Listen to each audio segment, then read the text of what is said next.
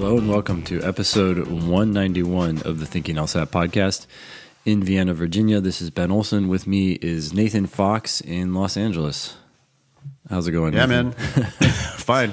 We're sorry to the listeners. We're both suffering from allergies on our respective coasts. And so it's going to be a stuffy sounding show. Well, I was kind of blaming my upbringing this morning because it was... I don't get allergies, but I've been getting them here in Virginia, and I was like, I wonder if it's because I grew up in California in like the desert, but you have them there, so I guess it doesn't matter. Yeah, I mean, we're having like the super bloom here in California, you know. We got a pretty big rain year. Is that what it's called?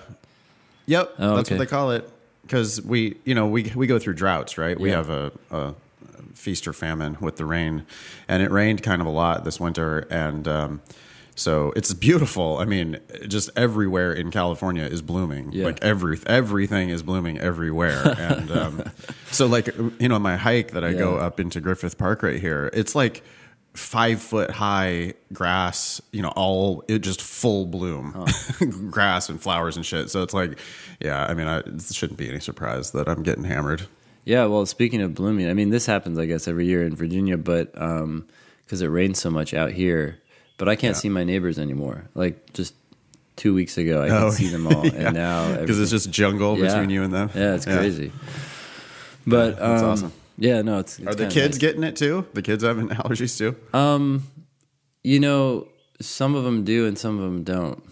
And the ones that are the oldest gets allergy shots, and supposedly they help. And maybe maybe I should do that. I don't know.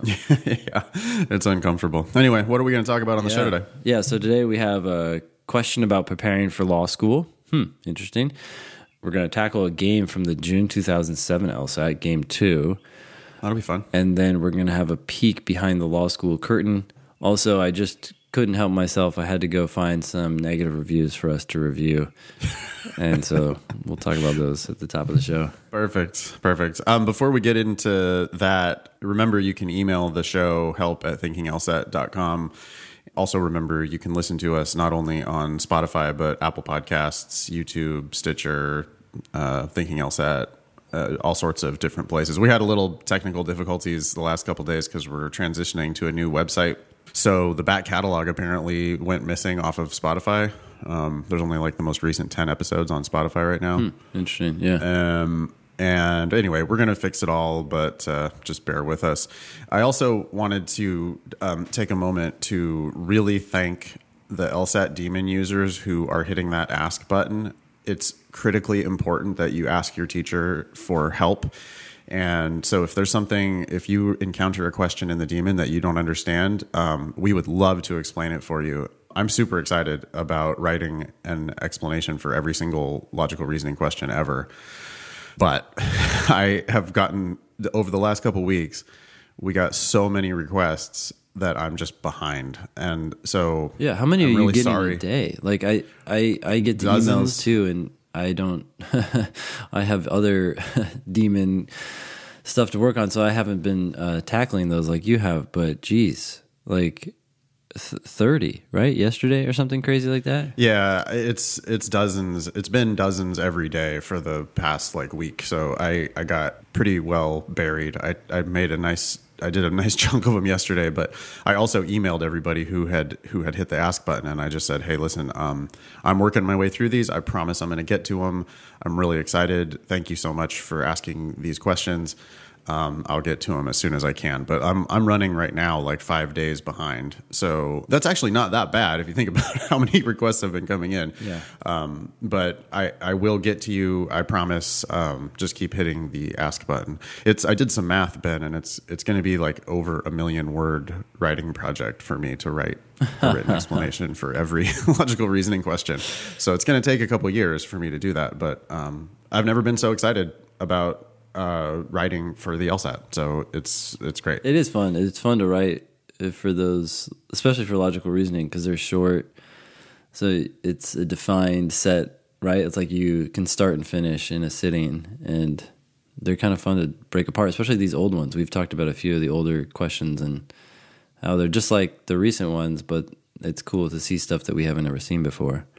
Yeah, they're shockingly similar. It's the exact same shit. I mean, it's like confusing sufficient for necessary, confusing correlation for causation, incomplete arguments, where you can just totally predict it. The must be true questions are exactly the same. It's just really hasn't changed very much. But yeah, the writing prompts, it's amazing because there's a student behind it, right? There's like a real human who said, "Hey, I would like help with this question." Yeah. And so then it's just like, oh, well, it's my pleasure to do that. Like, I want to do that for you. It makes me really happy to do that for you. So I'll get to it, but there's a bit of a queue right now. Yeah. Yeah, so I don't know what prompted me to go to the reviews on iTunes the other day, but I went there, and there are very many 5-star reviews, and that's very flattering, and I appreciate everyone taking the time to tell us what they like about the show. But I wanted to find the ones that weren't as happy, and I found a 3-star review, and I found a 1-star review, and I thought I'd start with this 3-star review. Actually, well, do you want to read this? I thought this was interesting. Yeah. Sure. The headline was, so it was 3 stars, and the headline was "Good to Get Motivated." It says, "I used to listen to this podcast all the time. It was really good for someone who didn't really know where to start. However, after listening for a while, episodes got repetitive. The podcast is hosted by 2 guys who went through law school and never really practiced. They are very adamant about spending very little on law school and highly discourage students to pursue law. The more I listened, the more I saw the podcast as a nicely packaged marketing strategy used to promote a business. I appreciate the podcast for what it is, but I highly recommend listening with the mindset of these are people who never really practiced law looking to sell me a product." So I was like, I don't know how I feel about this, because I feel like we try as hard as we can to say it how it is. So this is true. We do discourage people from going to law school because so many people go for the wrong reasons. But at the same time, clearly we love to talk to people who want to go to law school for the right reasons, because that's how we make money. And we also do encourage people to take our classes, but I think we primarily do so because we believe that the LSAT is the most important factor that you can control right now. And we believe that we offer help in a way that most other companies don't.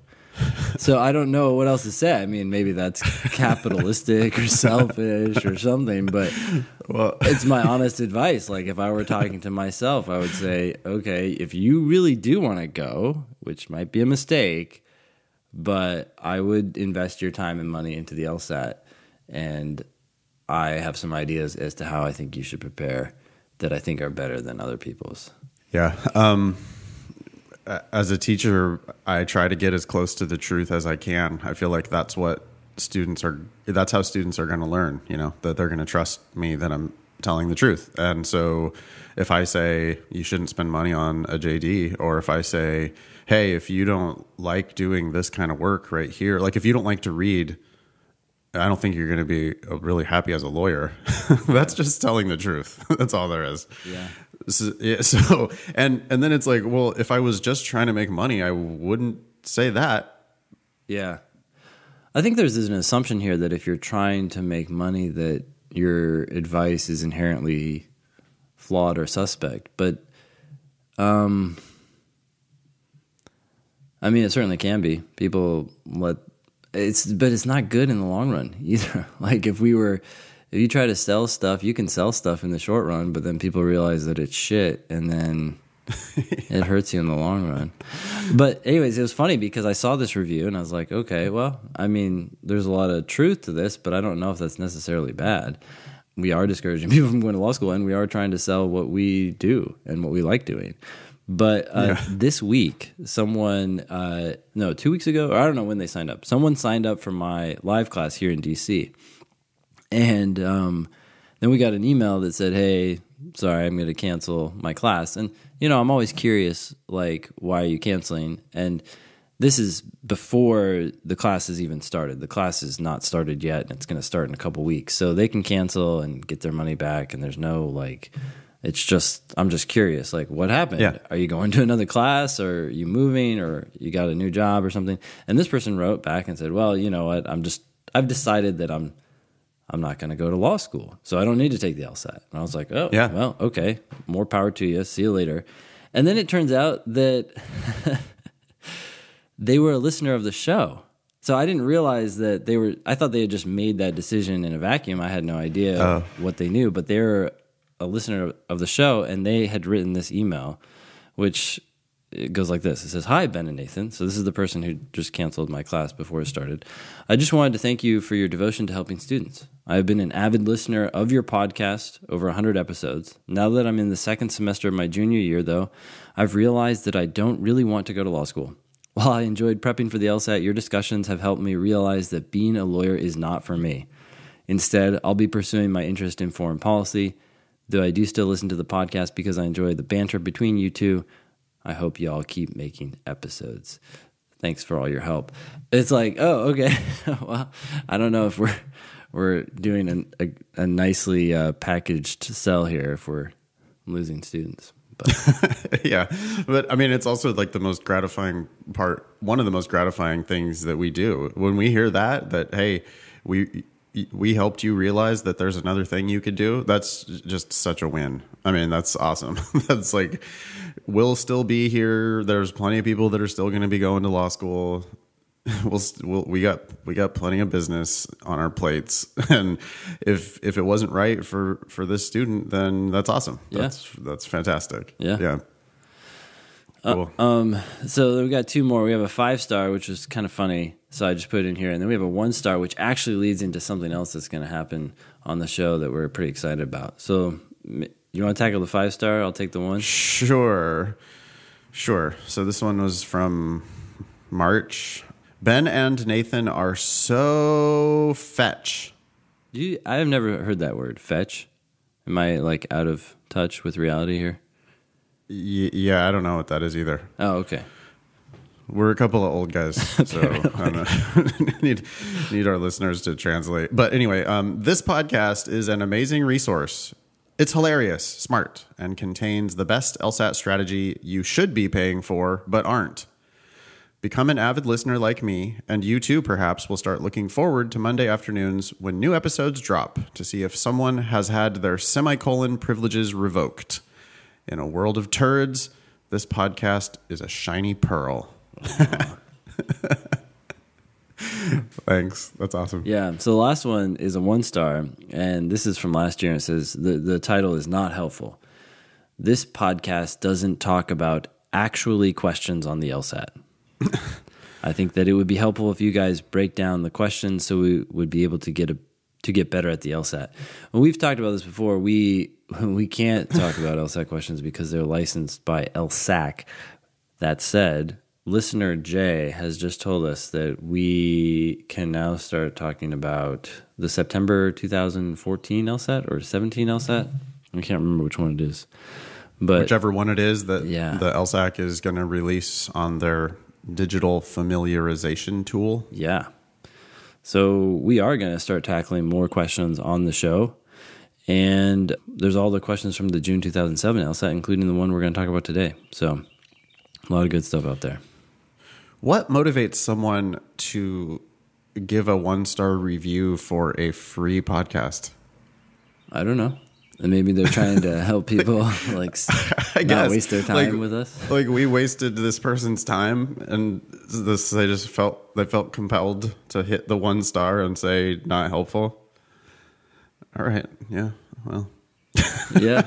We've always talked about as many official questions as we possibly can. I mean, we're limited by the LSAC, so yeah. But we'll get more soon. So another 100 at least. Yeah, and I'm sure we'll do every single one of those on the show. Yeah, over the next year or whatever. Cool. This is funny. from B. Murphy. Oh, yeah. Sorry, I don't see all these, but I saw this one. And people write in, they have all different ways of telling you to write them an explanation. Some people are like, explanation, period. It's like, okay, we'll get that to you right away. Dance, monkey. Dance now. And then some people are like super friendly. It's like, hi, please, if you don't mind taking a moment. Thank you so much. Yeah. And then other people go through all their reasoning, which I've seen you incorporate into some of the explanations, right? Like, yeah. Sometimes. Yeah, if they're making like a common mistake, or if they say something clever or interesting or useful, then I'll incorporate it into my explanation. Yeah, that's a fun way to start the writing prompt. But I saw this one. It just made me laugh because it kind of stuck out from all the little explanation requests I've seen come to you. Yeah. And it says, this is B. Murphy writes, "This LSAT question sucks, period." It's like, oh, okay. Would you like an explanation? I want to encourage people. I do get a few of those where people are just like really adamantly arguing with the logic of the question. Yeah. You're probably wrong. Yeah. They tested these questions pretty thoroughly before they released them, before they administered them on the official test. And if they were invalid, they would remove them from scoring even after the test. Yeah. So if you think the question sucks, I'm not saying you have to like it, but I don't think you should permit yourself to just be like, oh, this one's bullshit. Or at least maybe you should limit yourself to doing that once every couple hundred questions, maybe. Mm-hmm. That's something that I get sometimes in bad reviews of my teaching or my my books or whatever. Sometimes people will say that I had said like, don't bother with this one or something like that. Yeah. Mm-hmm. And they see that as dismissive, or I've told people like, hey, just maybe don't worry about this one too much. Move on to another one. Yeah. And they see that as me being like dismissive or not wanting to do my job as a teacher. Sure. But I was thinking about that. I do say that sometimes, but I probably say it once every couple hundred questions. Mm-hmm. And if I'm saying it because I think the question doesn't have that much to teach you. Yeah. I'm not saying it because I think the question is invalid. I'm just saying it because I think that you could learn more efficiently by moving on to another question. Yeah. Yeah. I mean, I'm sorry if that is people's experience where they see that and they think, oh, Nathan doesn't want to do it. He doesn't want to do his job or whatever. Yeah. I do want to do my job. I mean, I want to do this more than basically anybody else wants to do it. Yeah. I am literally excited, y'all, to write 1 million words about the LSAT. Like, that's my next couple of years of my life. I'm going to spend writing all of these logical reasoning explanations, and I'm excited about it. Yeah. Like, I wake up in the morning and I'm like, cool, all right, I'm going to go to the Starbucks. I'm going to write, a few thousand words about LSAT logical reasoning. Yeah. So I want to do it, but I don't know, I'm rambling, but the point is the questions are valid. The times where I've thought their question was broken, I have turned out to be wrong. Like I email you, Ben, and I say, hey, what's going on with this question? It doesn't seem to make sense. And you're like, oh, well, it's just here, this. Yeah. And I'm like, yeah, duh. All right, thanks. Got it. Thank you. So yeah, if you think the question sucks, that's okay. I mean, that's fine. But there's probably a very clear reason behind it, ultimately. It probably makes perfect sense. Yeah. And so that's our job, is to just make it make perfect sense. By the way, thank you to all the Demon users who are keeping us honest in our explanations. I mean, the stuff that's in the Demon videos that we shot in class, or even written explanations, they're not guaranteed to be perfect. No, I've certainly said stupid stuff.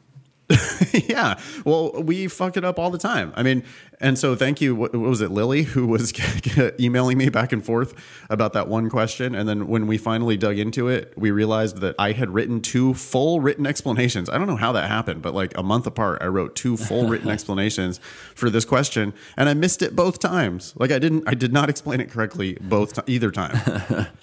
And so finally, Ben, you got involved and like corrected me. And then it was like, oh, yeah, duh. Okay, I see this one. Okay, perfect. And we sorted it out. And now it's sorted out for all future Daemon users. Yeah. We got it right. Finally, we got it right. So keep hitting the ask button for shit like that, too. If there's something that you don't understand, you know, give it your best shot with the explanations that are there. Mm-hmm. Mm-hmm. But if you still can't get it, then yeah, hit the ask button and we'll try to do a better job. I mean, we'll just try to get it closer for posterity. Yeah, well, I was just looking at YouTube the other day. I think that there are over 9,000 videos of me talking about questions on the LSAT. Wow. Well, some of those are yours now, actually, since I don't know where yours are being imported, but I know just throughout time, I've certainly made mistakes. And also, it's sometimes just the nature of class, right? It's like class is wrapping up and like, you have a question about 18? Okay, what's your question? And they're like, why is E wrong? And it's like, well, here's why E is wrong.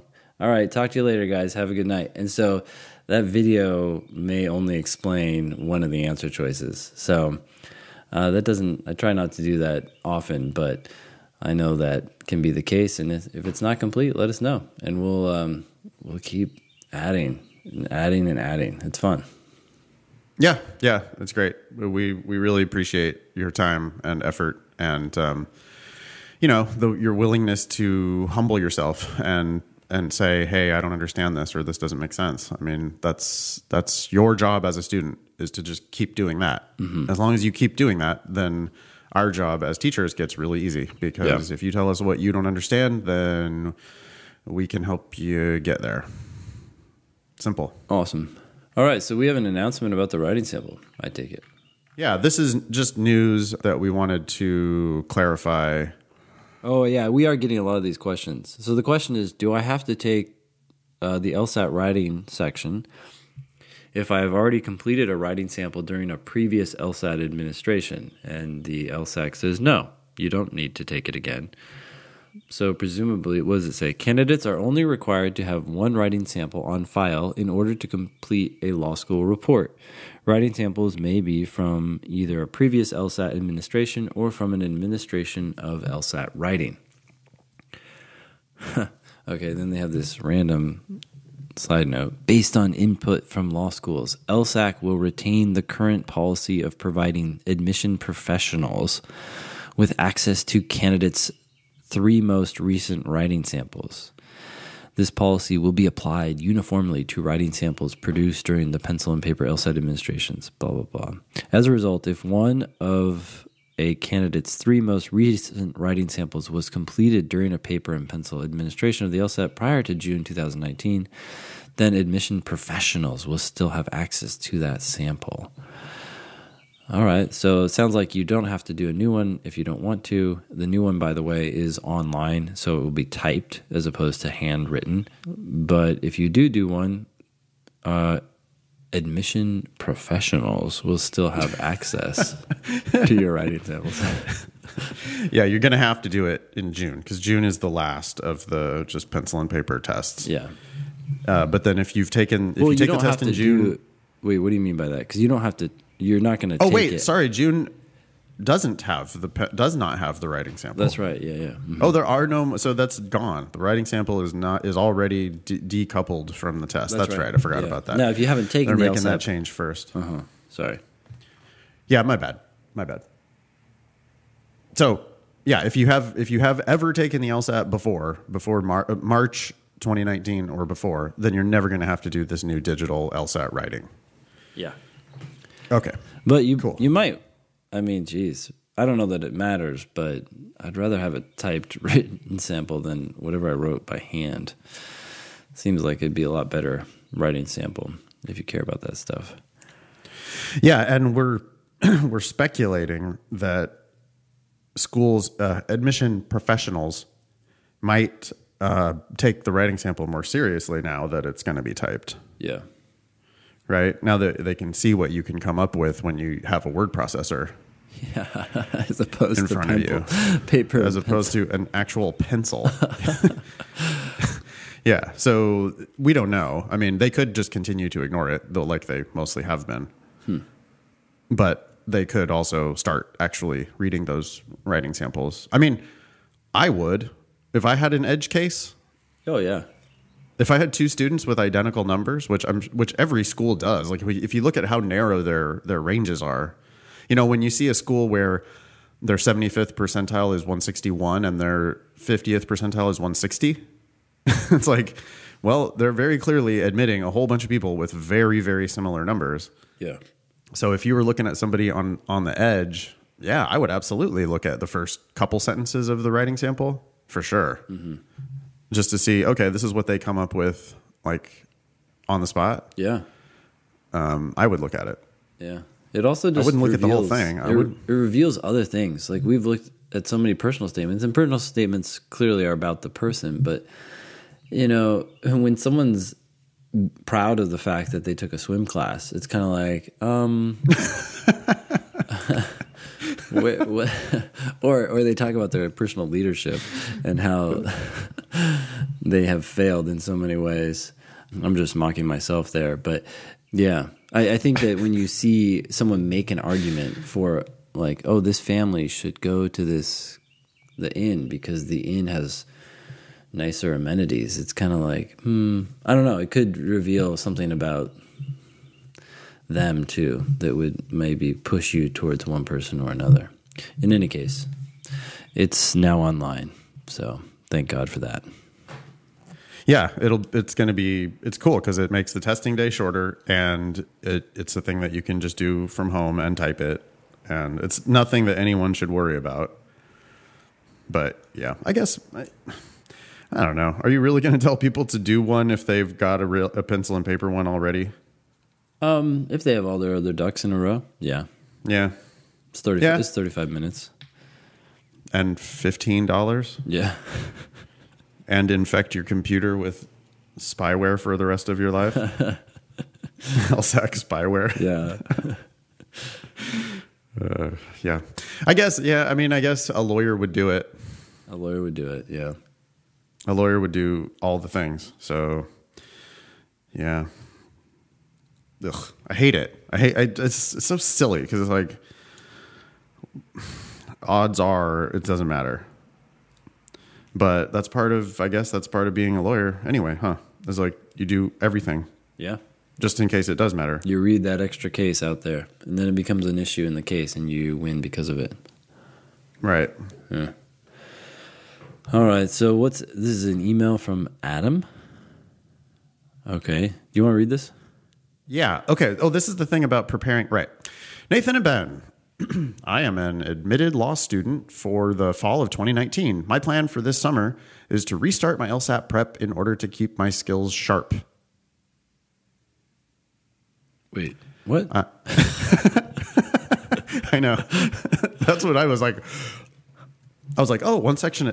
He goes, I'm wanting to do one time section per day plus review. What are your thoughts? I sort of scanned it and I didn't really pay attention. And I was like, yeah, one time section a day plus review. That's awesome. Why are we having this email? And then I reread it and I was like, oh, because you're an admitted law student for the fall of 2019 and you're thinking about restarting your LSAT prep in order to keep your skills sharp.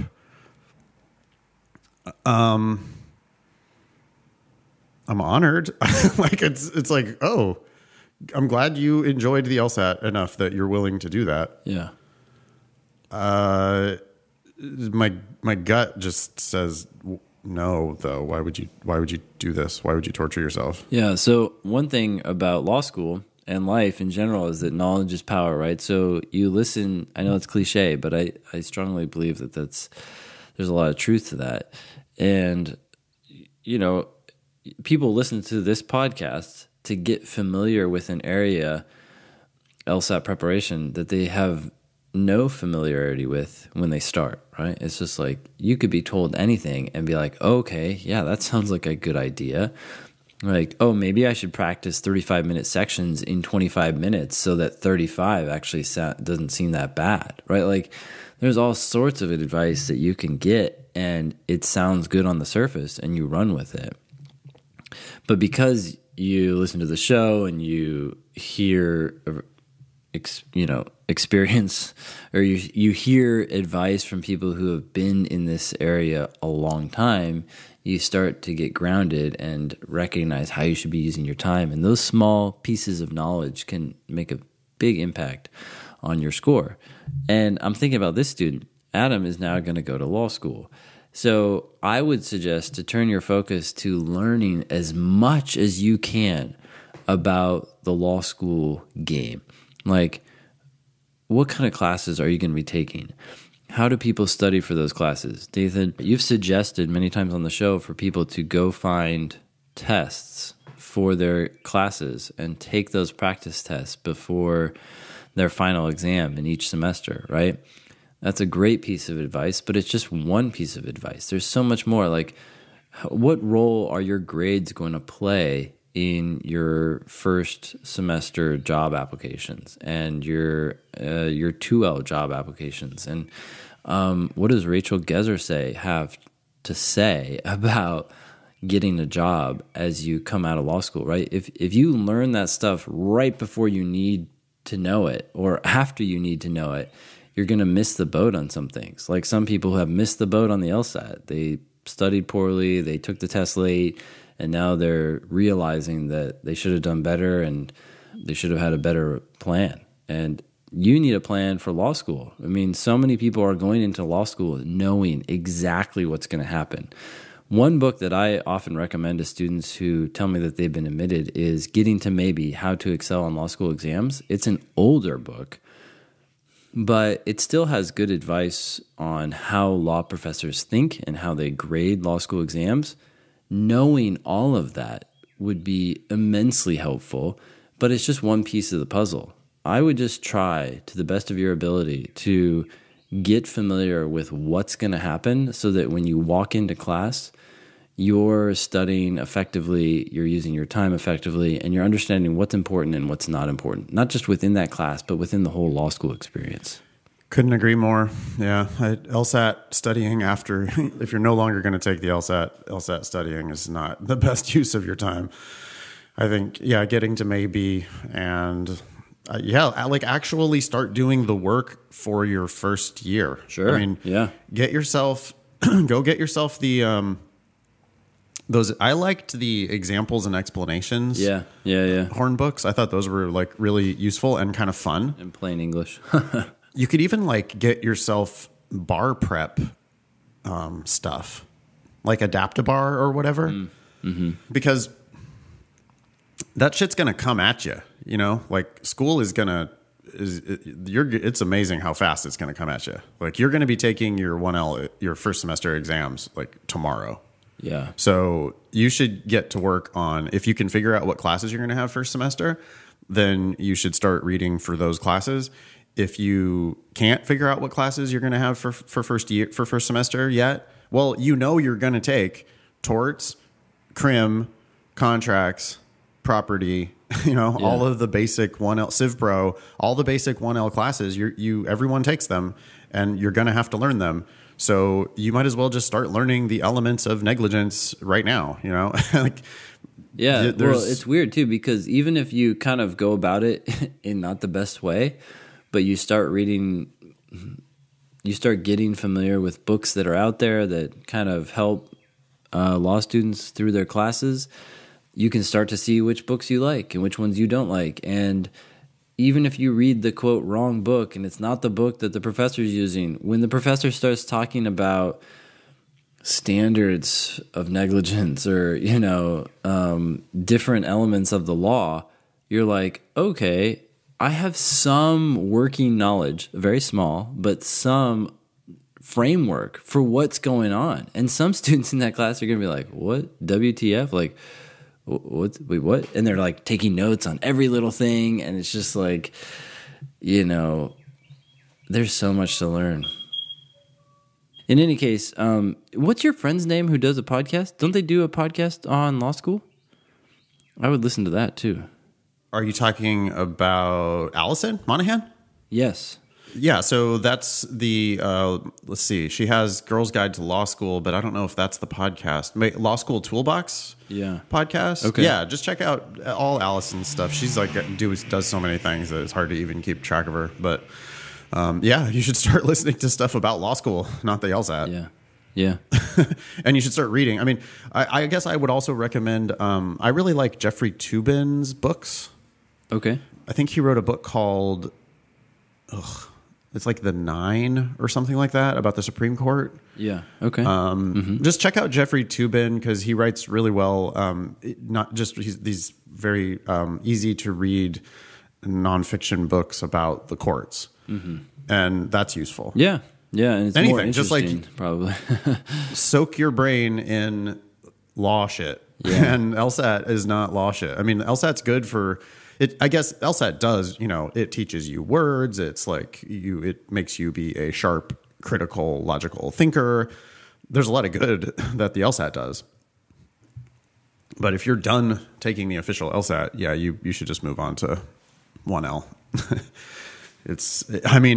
I tell this story all the time, but I was shocked in my first semester, like literally the first month of the first semester, and I'm looking at people next to me in class that are sending out resumes and letters introducing themselves to get jobs for that upcoming summer. Yeah. This was in like September or October of our 1L year. Yeah. And these people were hustling. Yeah. They were on it. That's who, Adam, that's who you want to be. Yeah. You want to be that guy. And you want to hustle effectively, right? Because how many people hustled and like did so much work on the wrong shit? And getting familiar with the domain is how you avoid those traps. It's like people who come to us and say, I've taken 60 LSATs. It's like, oh, man. Too bad that work couldn't have been redirected to something a little more effective.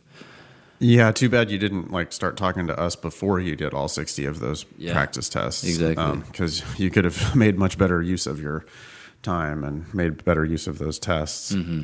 But yeah, there were people there like in October. I look over and there's like people are wearing suits because they're like going to an interview, And I've got like my hoodie on. Oh, dude, I'm like, what are you doing? I was just like deer in the headlights, just trying to figure out what the hell was even going on with these 1L classes. Yeah. And these people were like, as if they were already attorneys. Yeah. And that's who you're up against. So you want to your LSAT skills, you don't need to keep your LSAT skills sharp. You need to get on your lawyer game. So start networking, start reading about 1L classes. Yeah. Yeah, I remember there was a kitchenette on the third floor of like GW's main law building. There's a few, of course, and every morning I came in like 8:30, and there was this girl in my class who sat in this, those like little circular like with two person tables, and she would just sit there, and I didn't know her that well, but from what I did know about her and from talking to her, she typically got in there like 5:30 or 6 or something, and she just sat at that little table and was constantly reading case law. Dude. And that's just, I was like, okay, I need to get caught up on my classes here. But people, that's what they do. Lawyers have the leather ass, dude. They're just like capable of sitting and working for insane amounts of time. I just cannot believe the capacity for work. It's just nuts. I went over to my buddy Mike's house yesterday because we were going to play some board games in the evening. And it was funny because it was me and him, and we're both like writer type of dudes. And I was comparing him to his wife, my friend Nikki Black, who is a killer attorney.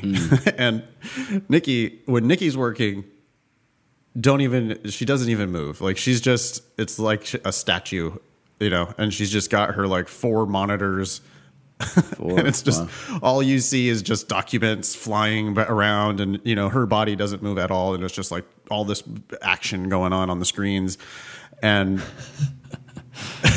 emails and spreadsheets and just documents, and it's like a flurry of activity on the screen, and her body's like completely motionless. Yeah. And then I'm looking at my buddy Mike, the writer, and he's like getting up out of his chair. He's fucking around with the dog, and he's going and getting a snack, and now he has to go get some water, and now he has to go use the bathroom, and now he has to go do this other thing. Yeah. It's like, I'm just like, well, you are, thank God you are a writer, writer friend rather than a lawyer friend. Because if you were a lawyer friend, we would not be hanging out. You would just be in work mode for 10 hours. Yeah. Cool. Should we tackle this game, you think? Yeah, we should. Beautiful. Oh, sweet. Logic games are a little funny to do in a podcast format. But we did one the other day, and it was awesome, I thought. Yeah. I think it's hard probably for people to visualize, but maybe we can... What do we do? Well, we'll see what we can do.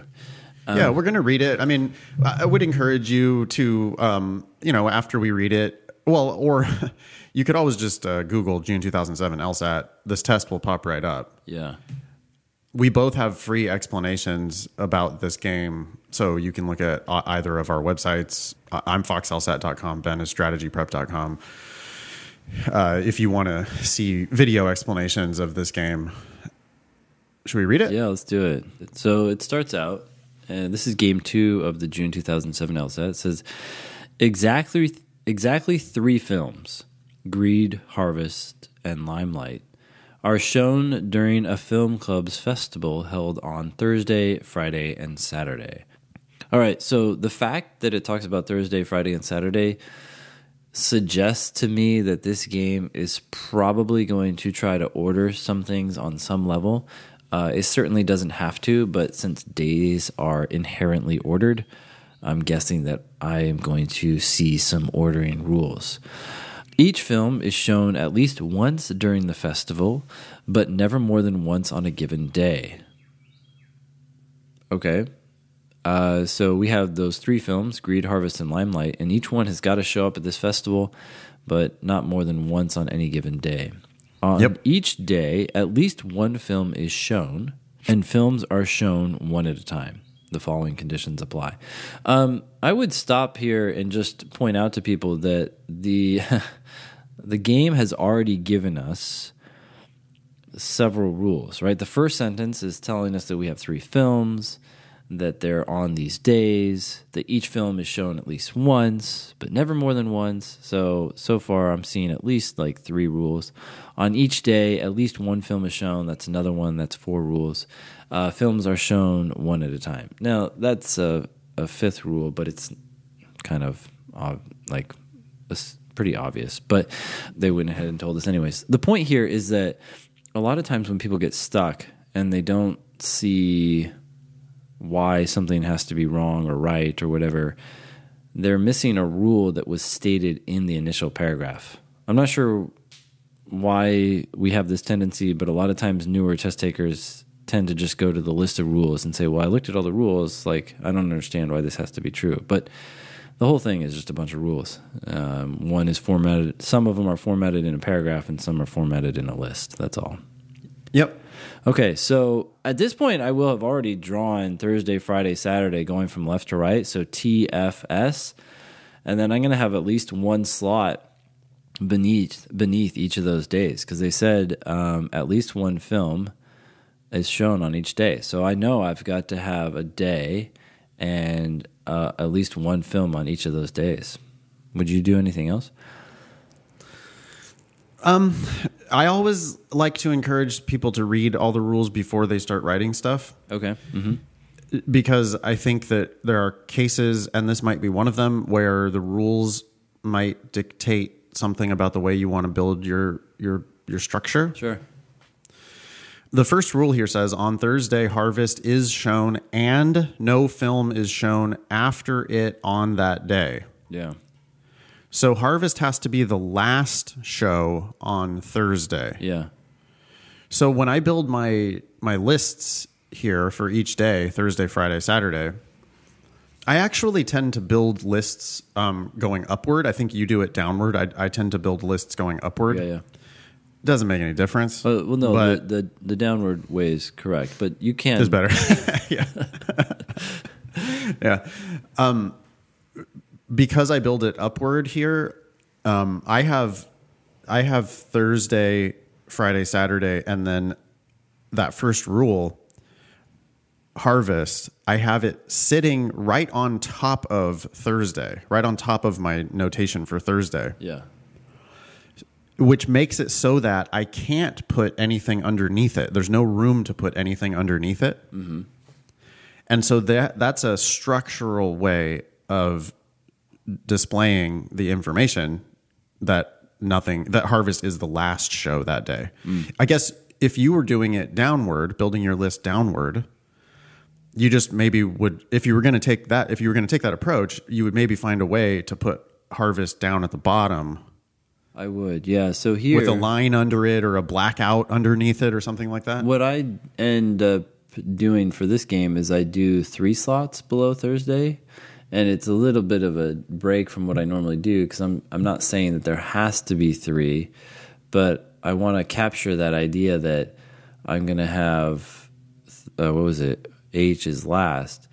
And so I do the 3 slots because you can't have more than 3 films on Thursday since every film can be shown only once a day. And so I'd have 3 slots, and then on the last one I would put Thursday so that I could see that, hey, maybe 2 other films might come before H on Thursday. Okay. Yeah, that can work. Just be careful there, right? That you don't think you have to use all 3 films. Absolutely. Which wouldn't make sense because the next rule and the next rule after that. But so the next rule says on Friday, either Greed or Limelight, but not both, is shown, and no film is shown after it on that day. So on Friday, we know the last show has to be Greed or Limelight. And I used to put G/L on Friday. Yeah. Like, again, on the bottom of my diagram where there's no room for anything to go after it. Sure. You would have it on your third line, I guess. Yeah. Well, I used to actually, write, for this one, I'd have it on the second because there can only be 2 on Friday, right? Given the fact that, but not both. Oh, I see. And would you black out the other spot? Actually, well, what I ended up doing put is an X or something? I just don't even write 3. I just write 2, and then I stop. And on the last one, my second slot, I put G/L. But I like what you're about to say. So what do you do now? Well, I used to do it that way. I used to write G/L, and I think even it's like that in my book that I wrote G/L. Yeah. But these days, I think I would just make worlds right off the bat. Huh. Okay. Yeah. I mean, I did it while we were talking, Ben. Yeah. The next rule says on Saturday, either Greed or Harvest, but not both, is shown, and no film is shown after it on that day. So we know the last show on Thursday is Harvest. Yep. The last show on Friday is G or L. The last show on Saturday is G or H. And you can't have both G and L on Friday, and you can't have both G and H on Saturday. And it took me about 10 seconds to make 4 worlds. Yep. Okay. I mean, H is Thursday. You don't got on that all kind of 4 time, Nathan. Yeah, right. Yeah. I mean, I'm sure that this is a faster way. You know, this has to be better than whatever I have in my book because I've incorporated all of the rules into my diagram. Yeah. I mean, actually, the only rule that's left is I have to make sure that I use everything. I have to make sure that I use everything at least once. But I've got a world that has Harvest, Greed. Yep. I've got a world that has Harvest, Greed, Harvest. I've got a world that has HLG and a world that has HLH. Yeah. And on each of those, I have some knots written in. Yeah. Okay. Because you don't want to accidentally put. I can't put both on Friday and Saturday. Yep. So on the HGG world, I have no L on Friday, no H on Saturday. Yep. And on the HGH world, I have no L on Friday, no G on Saturday. Yeah. And on the HLG world, I have no G on Friday, no H on Saturday. And on the HLH world, I have no G on Friday or Saturday. Ooh. I get to make an inference there. No G on Friday or Saturday means I have to have G on Thursday because I have to have a G somewhere. And I'll put that kind of floating up in the air a little bit above my H because I want to make room that I could have an L above or below it. Yeah, so what I did is I just put G immediately above H, and then I put a slot above G, and then I had an arc to show that G could go back and forth with that slot. Okay, yep, perfect. Just another way. Yeah, okay. But I like the four worlds I feel like are going to, I think it's going to definitely save me some time. Yeah. When I get into these questions. I mean, I don't know 100% for sure. I guess I don't really get to make any more inferences than that because I've got room, to use my one L that I haven't used in the first two worlds. And I've got room to use, actually, I've used HL and G in my second two worlds, so I don't care anymore. Yeah, those are done. I mean, you could have additional stuff. You in your first world where you have HGG, you could have L going back and forth between Thursday, Saturday. I guess I'm inclined. But it could also be both. It could be both, but it must be true that it is in one, right? So yeah, I'm actually just going to draw an L on Thursday. L with a handle. With an arc, sure. To Saturday. And then same thing in the second world. Yeah, like just to remind me, because a lot of times people do talk about that. They're like, well, are you saying that it's not going to go in the other place? And I'm like, well, everything I write down is what must be true. And so I'm not precluding other things from happening. Right. Anyway, cool. Yeah, those worlds are basically done. I mean, should we just answer number 6? Well, one thing I think might help is, so let's just step back for a half second, talk about exactly why you split and created the worlds where you did, and also the benefit. I think that maybe it takes some time for people to realize that what we're doing is by getting rid of rules, we're getting rid of things that we have to process or deal with later. Yep. Yeah, I said what I find myself saying in class all the time is that I'm baking the rules into my solution instead of having to continually process each rule. And there's going to be, there's 5 questions here. Yep. And instead of having to process the rule over and over and over for each of these 5 questions. Yeah, these 3 rules at least, the ones that were listed. Yeah. If I can find a way to bake the rule into my solution, that's what I'm going to do. So the first rule is very obvious. On Thursday, harvest is shown and no film is shown after it on that day. If you wrote that rule down like separately somewhere, that would be such a waste. Yeah. I mean, they're telling you H is on Thursday and it's the last show on Thursday. So put it on the schedule. Yep. Then you don't have to process that rule for every single question. It's gone. All right. Yep. Well, yeah. So the second rule, same thing. On Friday, either G or L, but not both. And I went, wait, so it's either G, not L, or it's L, not G. And that's the last show. Well, that's 2 ways to do it. Like every possible solution for the game has to start with either G or L as the last show on Friday. Yeah.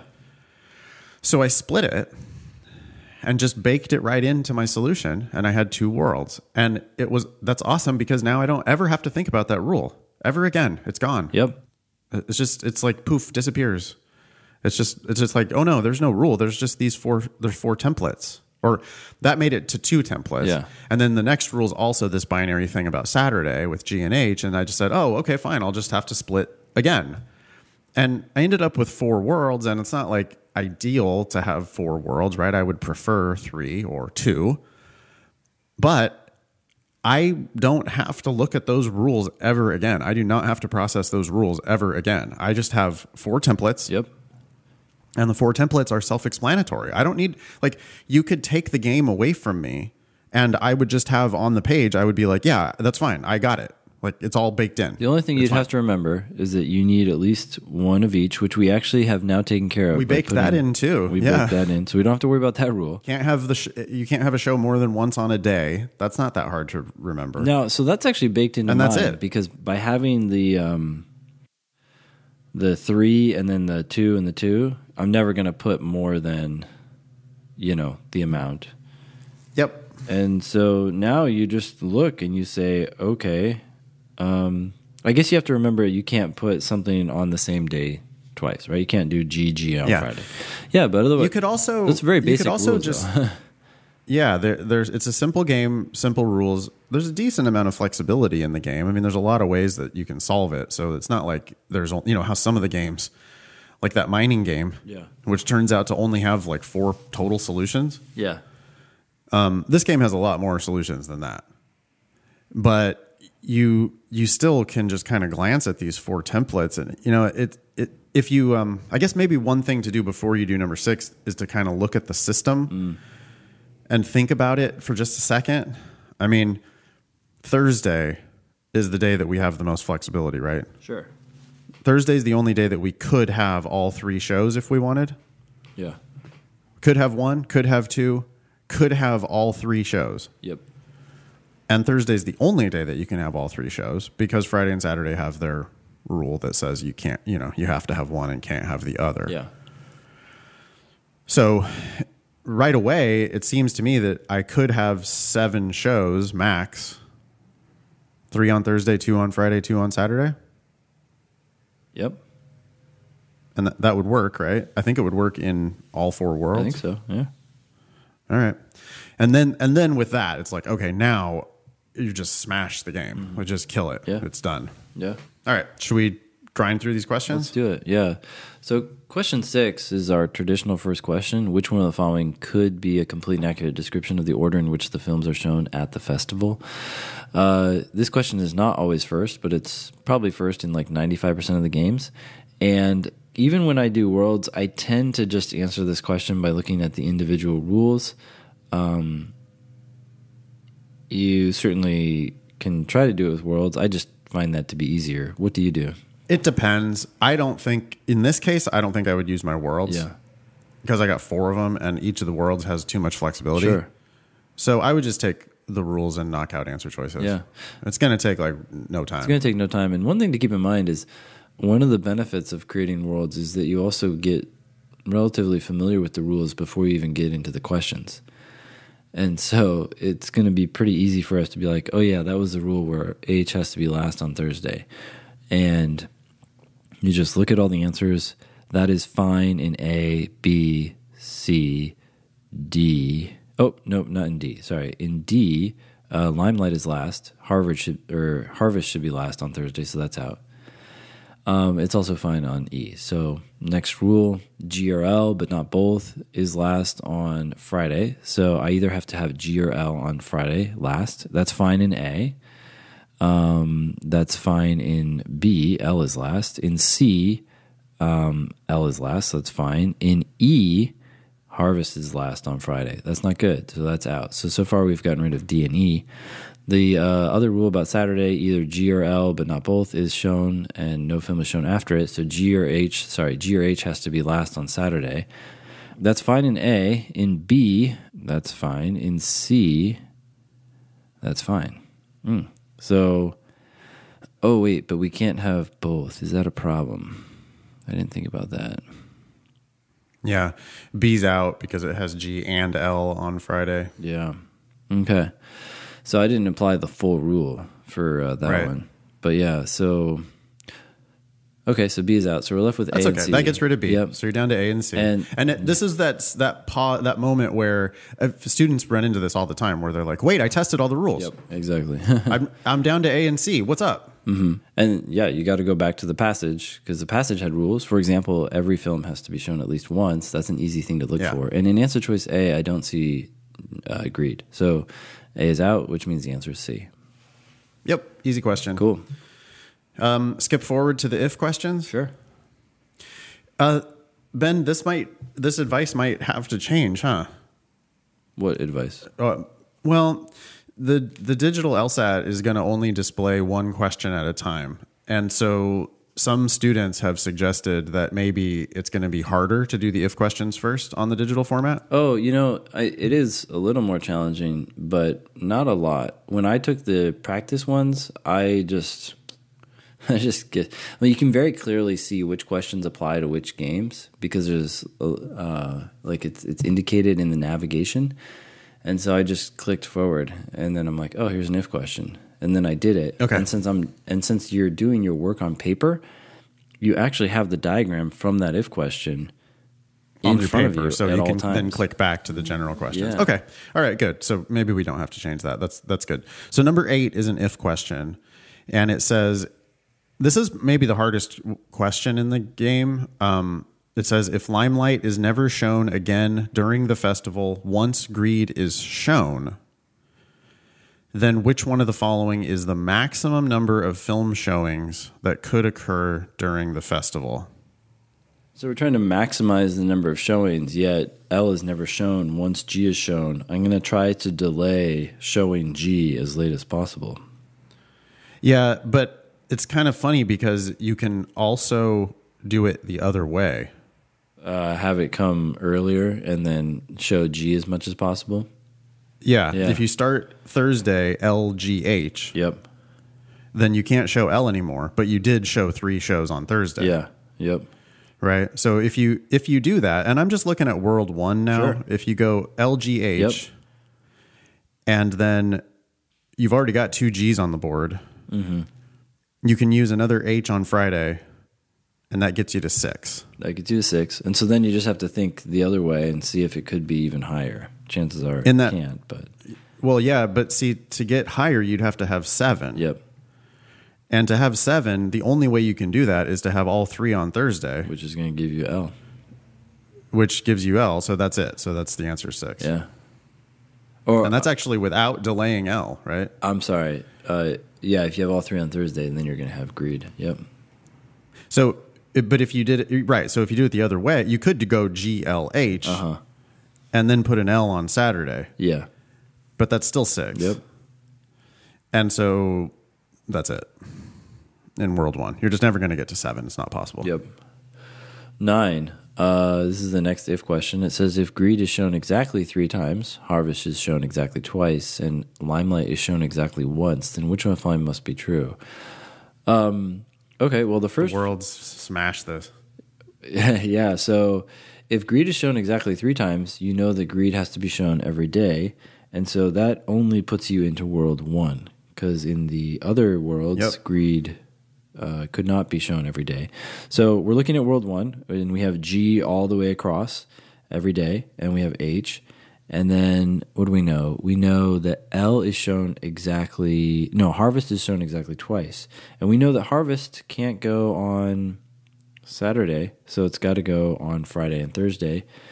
And L is only going to go once, but it could still go in either place, according to this world. There's And it could go before or after G on Thursday. Exactly. Which one following must be true? All 3 films are shown on Thursday. Nope.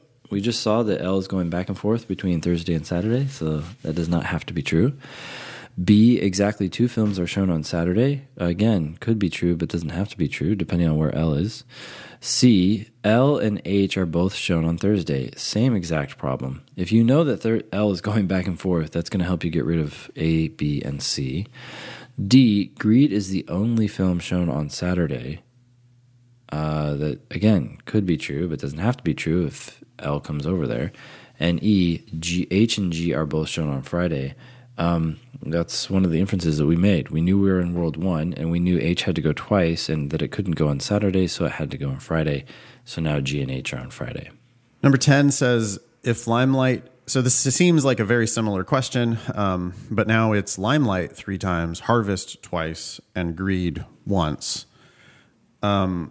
Limelight all 3 times means we can't be in the first 2 worlds. I think we could be in either of the last 2 worlds. I'm wondering if I even need to do any work here. I mean, in the last 2 worlds, and if I put L on all 3 days, Yeah. the bottom world already has G and H on Thursday. The question's only asking me about the first film on Thursday. I know I could just sneak L in there, right? Yep. Either before or after the G. Yep. And so L and G can both be the first film on Thursday if there's 3 L's, 2 H's, and 1 G. Well, that's without even doing any work in that last rule. It's a could be true question as well. So the only question is, can Harvest be the first show on Thursday if we're going to do that? But that's not possible because Limelight will have to go, and Harvest is the last show on Thursday. Yeah. So that's it. It's just LG, and I didn't need to do any work to do it. I just kind of did it in my head once I had made my worlds. Yeah. I think this is one thing that sometimes people struggle with is, wait, how can you do this work in your head? Well, if you do enough work up front on paper, then it becomes very easy to do the work in your head. If you don't do enough work up front, then you're going to have to write more because... Yeah, I've already processed everything. Yeah. I just know that I get kicked into those last 2 worlds. If I'm going to have 3 L's, I'm not in the first 2 worlds. I'm in one of those second 2 worlds. And I'm looking at the last world specifically because I know that it has exactly 1 G. And it already has exactly 2 H's. Yeah. And so then all I'd have to do is throw 2 L's in there. And if they're only going to ask me about Thursday, it's like, yeah, well, it's going to be L and G. That's it. Yeah. So D. D. So now we skipped question 7, the one non-if question that we haven't tackled yet. And it says, which one of the following cannot be true? Okay. So we can use... Well, actually, have we drawn any worlds? I haven't drawn anything on my original worlds. Did you draw anything for question 8 or 9? I did for number 9.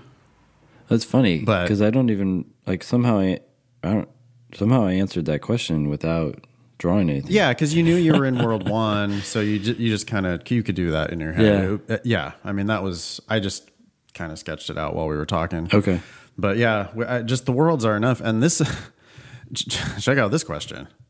Okay, so which one of the following cannot be true? So Harvest is the last film shown on each day of the festival. Yep, that can't be true. Yeah, I mean, I don't know that the worlds necessarily answer that, but there's a rule that says either G or L is the last show on Friday. Yeah, that's a gimme. I wonder why they did that. So Harvest is not the last film. But Nathan, Friday, shouldn't we have done this question first? I mean, it's easier than the if questions. Yeah, I know. I mean, the truth is, it doesn't really that much matter, right? Like, if you like doing the if questions first, you should do it that way, and that is what we teach. But I mean, I taught the other way for 8 years, and it's not like you can't do the games. You know, it's not like you have to do the if questions first. Many students have told me though that they find it helpful, especially if you didn't have really good worlds. Yeah.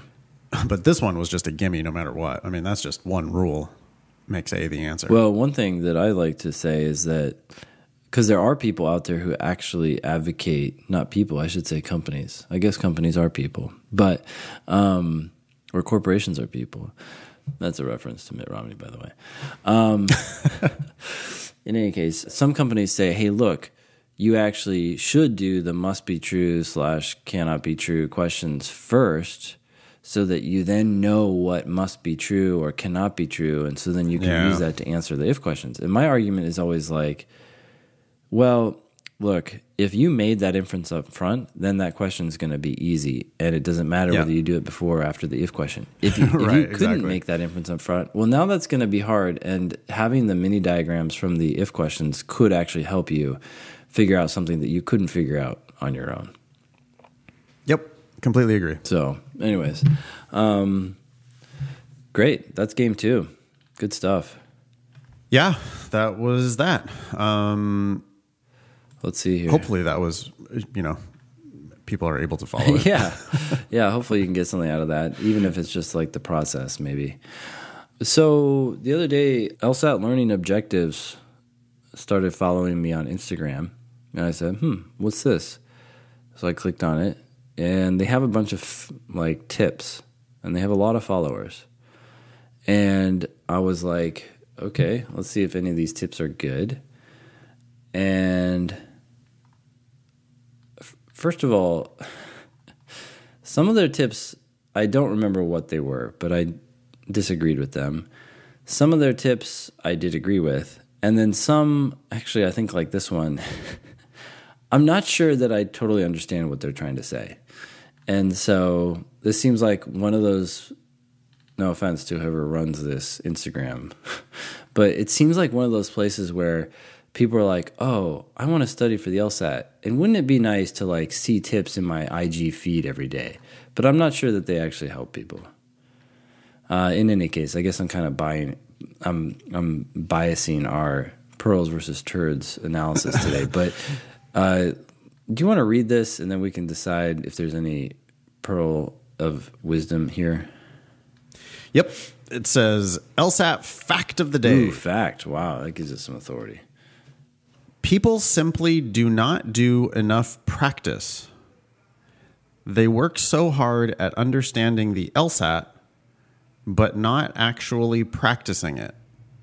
Okay, so my reaction to this is that this could be a pearl depending on what they mean by work so hard at understanding the LSAT. Are you talking about theory, or are you talking about review? Because if you're talking about theory, then yeah, maybe people do spend too much time trying to understand the theory, but not enough time practicing it.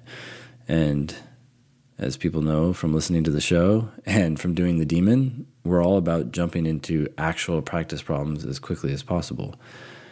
But this advice is kind of vague. Like, what do you mean they work so hard at understanding the LSAT? Like, working hard at understanding the LSAT after you get a question wrong is immensely valuable, and people don't do enough of that, and they do too much practice sometimes. Yeah, right. So I agreed. This could be right or wrong advice. It is all about understanding. I mean, I'm committed to the idea that my students can actually understand this shit. That's my whole mission in life. Mm-hmm. You know, yeah. I like stand up there in the front of the class and I'm like, listen, guys, this ain't going to be tips and tricks. This is not going to be memorize a whole bunch of theory. I'm not going to bullshit you with a bunch of like semantics, the things that you have to memorize and stuff before we start diving into the questions. I am committed to the idea that you are smart enough to figure this stuff out. You got to struggle with it. You got to read it carefully. You got to figure it out. You got to ask me questions. I'm going to help you understand this because trust me, it makes perfect sense. And I would, yeah, go ahead. Well, I want you to really understand this shit. And if that means that you only can do one game in 35 minutes, that's fine.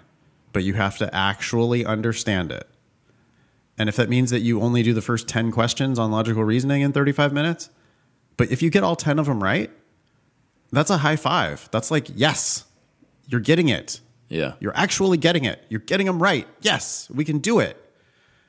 So you do have to get to a point where you're actually understanding it. It has nothing to do with theory. It has everything to do with just like digging in, reading more carefully. And then, yeah, when you miss stuff, figure out why and ask your teacher why.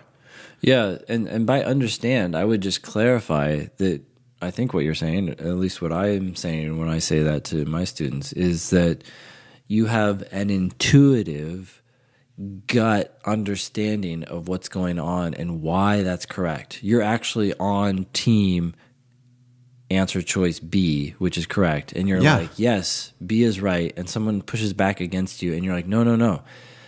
This is more important than that. Or this is why this is right. And because you don't just like see it on some superficial level and kind of accept it because, well, the back of the book said it's the right answer. It's like, no, that actually makes sense.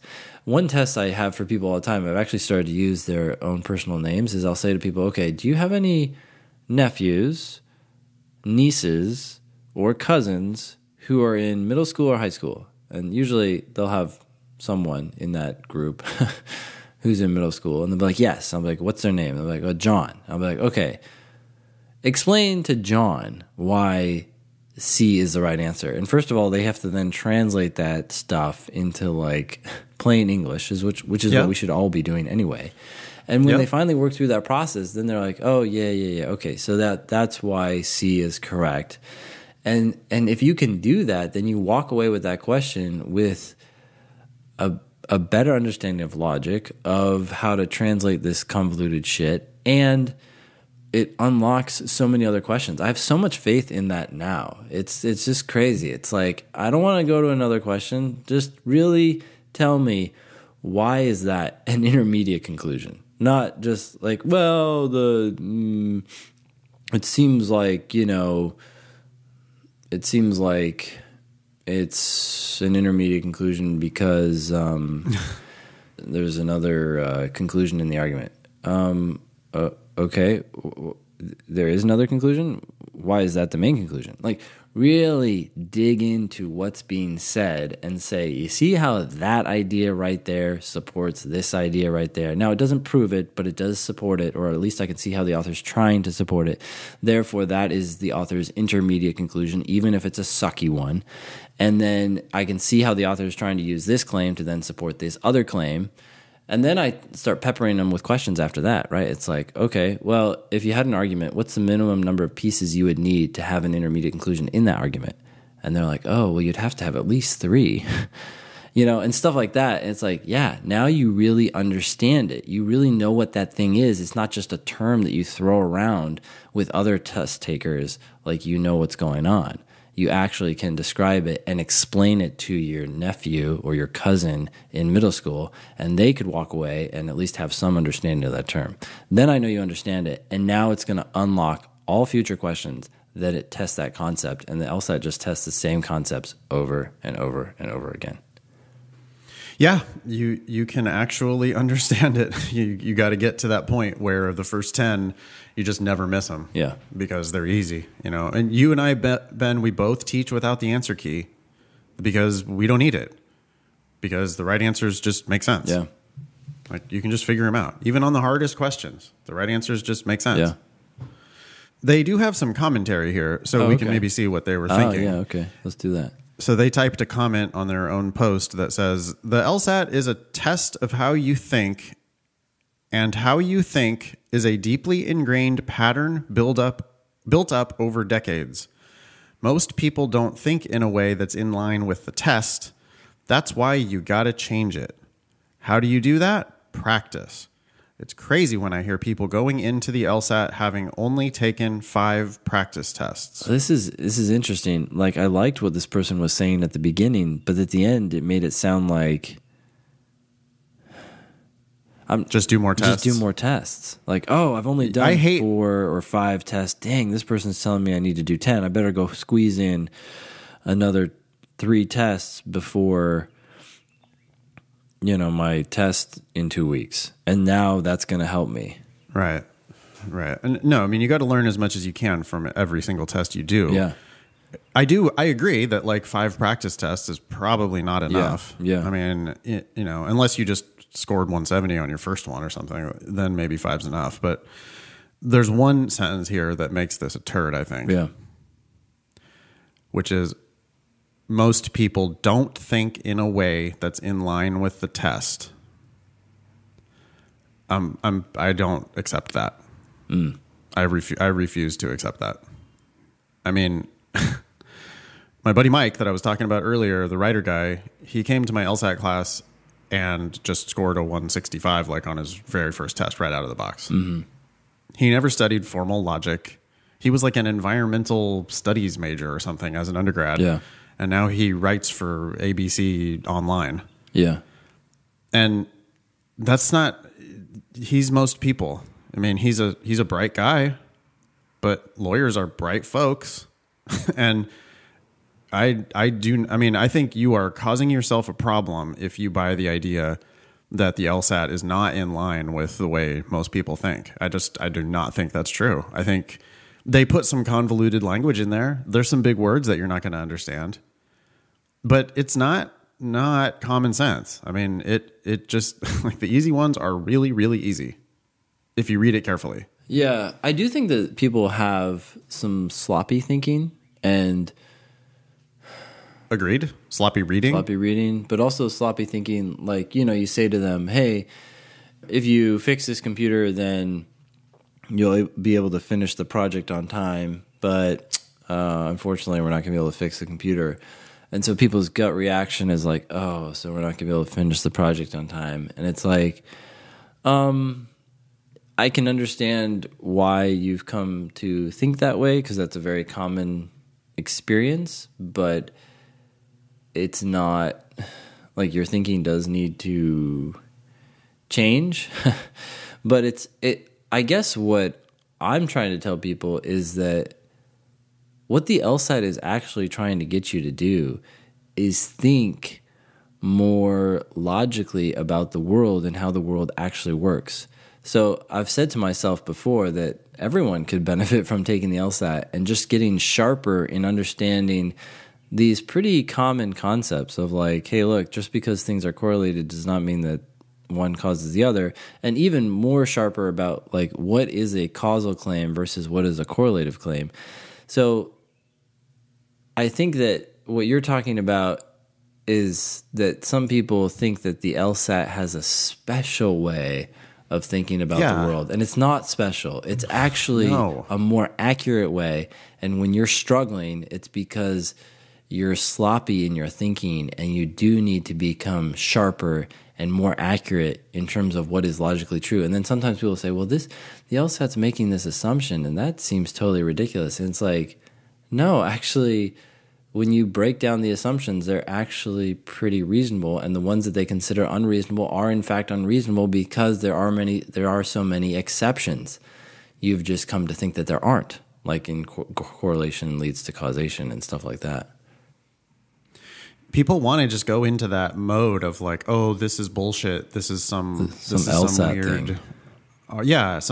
Some arcane, like we're in the realm of the LSAT now, and it's not real or whatever. Mm-hmm. But I'm sorry, it's like it's English. It's words have meaning. the words when they're arranged in this way mean a thing, and they have asked you a question, and you can answer it. It's right there in front of you. You probably have to be a little more careful than you are in normal life, I guess. Mm-hmm. But I don't think it's a different way of thinking. Who are these people who don't think in like commonsensical terms? I mean, they're not lawyers. If you gave, like lawyers are bad examples because lawyers had to take the LSAT at some point. Yeah. But, if you took a lawyer who took the LSAT 40 years ago, just someone who's been practicing law for 40 years, haven't looked at the LSAT since then, right? Haven't looked at a modern LSAT. Took a different version of the LSAT entirely 40 years ago.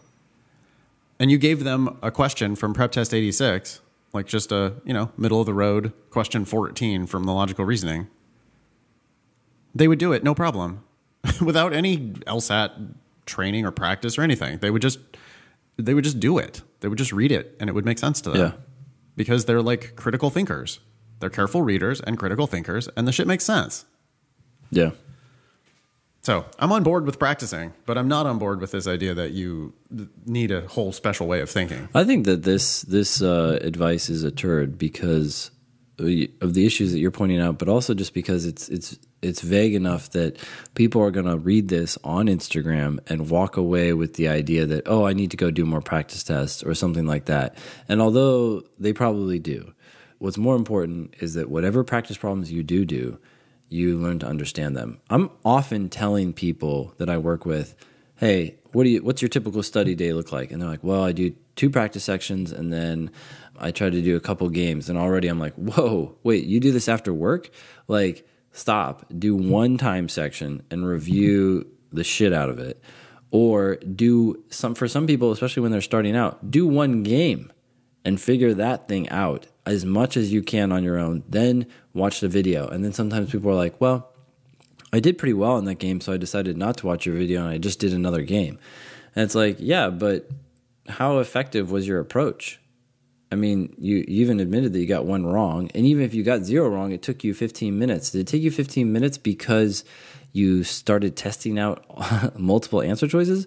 Or because it just took you a while to set up the worlds at the beginning of the game? If it just took you a while to set up the worlds at the beginning of the game, I'd be like, that's fine.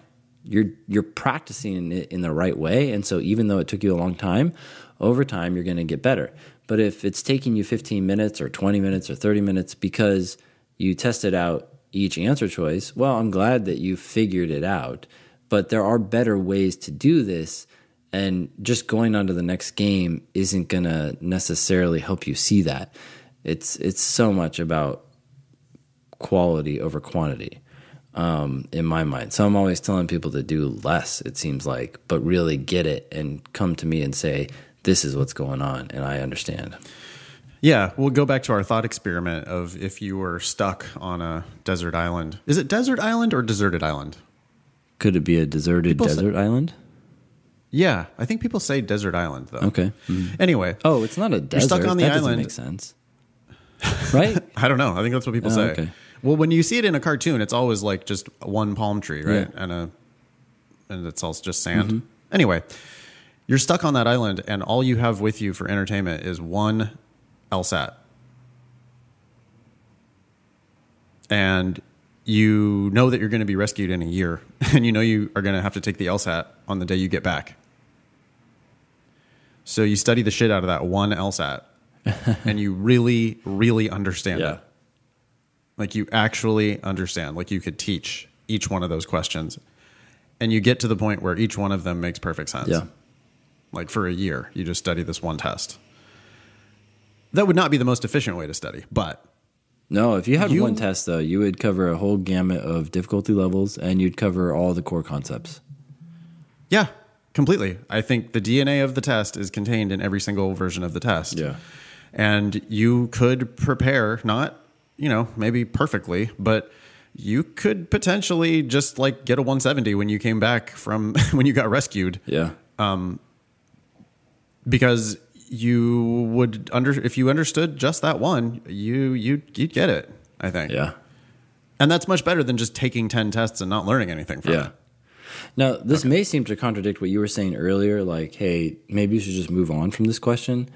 But that's because you should really dig in and try to understand every question that you encounter. But if you're spinning wheels and that question is like a one-off question that deals with some random esoteric change in terms, it's like, look, just move on from it now. Go to the next one and really dive into that. The problem is that people move on from every question. We're saying don't move on from 98% of the questions that you encounter. Every now and then be like, forget it, not for me today. My time is better spent really digging into another question. If there's one question on the logical reasoning or one question on the reading comp that you think is bullshit, okay, fine. I'll permit you 1 out of 100. Let it go. But the other 99 are perfect. And not only permit it, but maybe like it's good to just move on and go pick up as many points as you can by learning and digging into others that really can click with you in less time. Yep.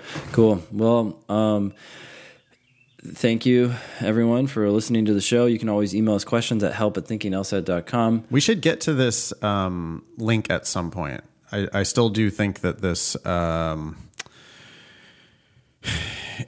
you see the link there to that PDF? Mm-hmm. It's... I don't know how a listener sent this to us. It says 2016 newcomers, Aces Squared and You 101 The Basics, which is just an awful title slide with awful fonts. But it's for law school admissions professionals from the LSAC, and it's all this instruction shit on how the back end of their system works. Mm-hmm. Yeah. Including some really interesting stuff about like how fee waivers get generated and stuff. I mean, this document is a couple years old, but I'm surprised that it's just out there in the world. What if we do this? What if we post it in the show notes and invite people to scour it? Because it's like 100 pages?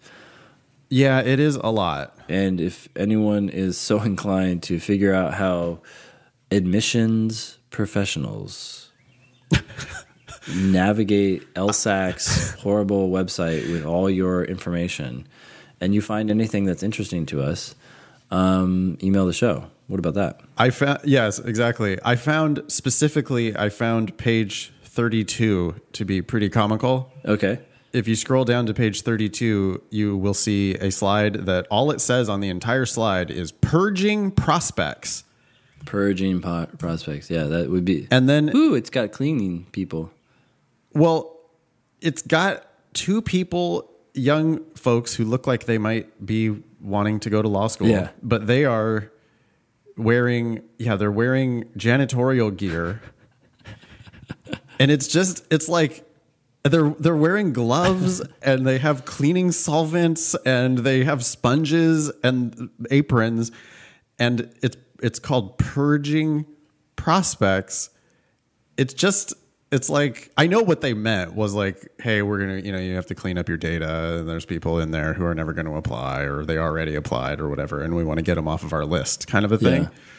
But it's like, I would imagine that law school applicants seeing this would just start to think of themselves as like garbage, because it's got this, yep, we're going to purge you from the list, and we're going to have to wear rubber gloves while we do it, while we get you off of our, I don't know. It's just funny. Well, this is just like the problem with stock photography too. These people are like perfect looking, and they're about to go clean toilets, but their hair is just right, and their teeth are perfect. Yeah. It's like they're cleaning. Neither of these people have ever cleaned a toilet. Perfect too. What'd you say? Neither of these people have ever cleaned a toilet. No. They've all been behind bright white lights taking photos. Yeah. Okay, anyway, yeah, we'll post that in the show notes. And please do email help@thinkinglsat.com about anything in this document that you're interested in. If you have questions, or if you see something interesting and you want to point it out to us, we'd love to talk about it on the show. You can always email help@thinkinglsat.com if you have any questions or comments about anything at all. We love reading listener mail on the show. Send us your selfies when you do that, so we can post your face on our blog and Instagram and all that stuff. Yeah. All right. You can always join the Facebook group. Did you just say that, by the way? Sorry, I was reading this document. I did not. I swear, I listen to you most of the time. Okay, you can always join the Facebook group, our Facebook group. There's a lot of people there asking questions and so forth. Just search for Thinking LSAT in Facebook. You can always follow us on Instagram at Thinking LSAT.